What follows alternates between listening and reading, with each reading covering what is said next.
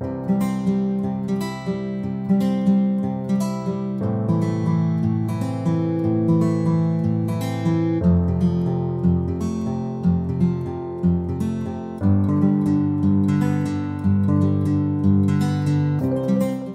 evangelhos do Novo Testamento narram uma história conhecida por praticamente todo mundo. É a famosa história em que Pedro nega Jesus 3 vezes e então o galo canta. Então Pedro começou a praguejar e a jurar: "Não conheço esse homem." E no mesmo instante, o galo cantou. De maneira automática, as pessoas têm aceitado a ideia de que o galo que cantou era de fato uma ave. Esse retrato de um galo literal é apresentado em vários filmes sobre a vida de Jesus.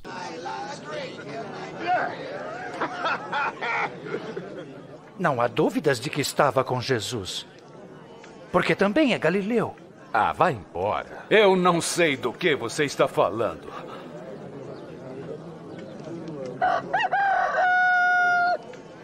Jesus virou e olhou firme para Pedro. E ele se lembrou das palavras que o Senhor lhe tinha dito: "Hoje, antes que o galo cante, você me negará 3 vezes." O galo literal também aparece em desenhos infantis. 2 outras pessoas perguntaram a mesma coisa. Vocês estão errados. Pedro disse: "Eu nem mesmo conheço esse homem." Pedro negou Jesus 3 vezes. Quando ouviu o galo cantar, ele chorou amargamente.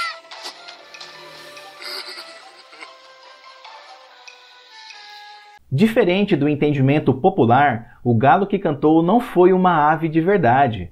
Vamos ver algumas evidências que provam esse argumento. Primeiramente, é importante destacar que a residência do sumo sacerdote ficava no centro de Jerusalém. Ali no centro da cidade não existia nenhum galinheiro. Isso porque havia uma lei judaica que proibia a criação de galos e galinhas na Cidade Santa. Essa lei se encontra num tratado talmúdico chamado Bava Kama, mas outro documento judaico chamado Mishnah diz o seguinte: "Não é permitido criar galos em Jerusalém por causa das coisas sagradas. Nem os sacerdotes podem criá-los na terra de Israel." O motivo dessa proibição é porque os galos e as galinhas causariam muita sujeira na cidade e contaminaria as coisas santas. Imagine só, as galinhas fazem as suas necessidades físicas em qualquer lugar, além de ficar ciscando por todos os lados procurando pequenos bichos para comer. Isso produziria coisas impuras e violaria a lei da pureza em Israel, algo que é muito importante para um judeu. De fato, higiene e galinheiro não combinam muito. Essa lei, portanto, existia por questões higiênicas e religiosas. Diante disso, se era proibido criar galos e galinhas em Jerusalém, de onde surgiu aquele galo cantando depois que Pedro negou a Cristo? Se o texto não se refere a um galo literal, então ele se refere ao quê? Para responder essa pergunta, temos que conhecer um pouquinho acerca da cultura, do cotidiano e do dia a dia da população judaica e romana dos tempos bíblicos. O ponto central para entender o texto se encontra na maneira como os romanos dividiam o período da noite. A noite era dividida em 4 vigílias. Cada vigília tinha aproximadamente 3 horas cada uma, totalizando então 12 horas. Assim, temos a seguinte ordem: primeira vigília, do pôr do sol, cerca de 6 horas da tarde, até as 9 horas da noite. Segunda vigília, das 9 horas da noite até a meia-noite. Terceira vigília, da meia-noite às 3 horas da madrugada. E quarta vigília, das 3 horas da madrugada até o amanhecer. Cada uma dessas vigílias tinha um nome específico. A primeira era chamada de entardecer. A segunda, vigília da meia-noite. A terceira se chamava Canto do Galo, olha só. E a quarta, Vigília do Amanhecer. Agora, observe comigo que o próprio Jesus mencionou cada vigília pelo nome. Portanto, vigiem, porque vocês não sabem quando virá o dono da casa, se à tarde, se à meia-noite, se ao cantar do galo, se pela manhã. Note que o canto do galo era uma expressão usada na época para se referir à terceira vigília, que começava à meia-noite e terminava às 3 horas da madrugada.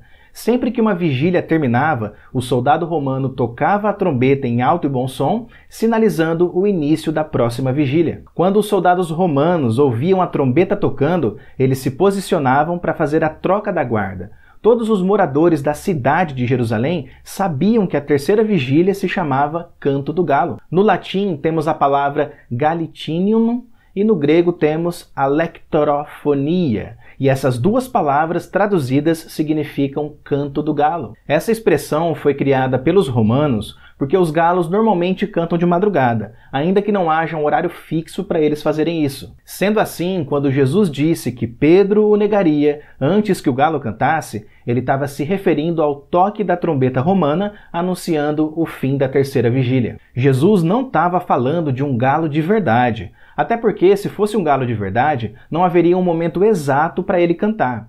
Os galos são imprevisíveis e eles podem cantar várias vezes durante a madrugada. Por outro lado, a trombeta do soldado romano tocava num horário específico. Isso quer dizer que a predição de Jesus foi certeira. O som da trombeta, sem dúvida, foi ensurdecedor em Pedro, mas não em seus ouvidos, e sim no seu coração. Pedro se lembrou de Jesus dizendo que ele o negaria, e por isso ele saiu correndo e chorou amargamente. Mas apesar disso, pessoal, o nosso Salvador é cheio de misericórdia e perdão. Pedro negou a Cristo, sim, mas depois ele foi profundamente restaurado pelo Senhor. Portanto, o galo que cantou depois da negação de Pedro não era um galo literal. Era o soar da trombeta romana anunciando o fim da terceira vigília, conhecida como Canto do Galo. Investir tempo estudando a Bíblia dentro do seu ambiente original vai nos ajudar a interpretar a palavra de Deus com fidelidade e precisão.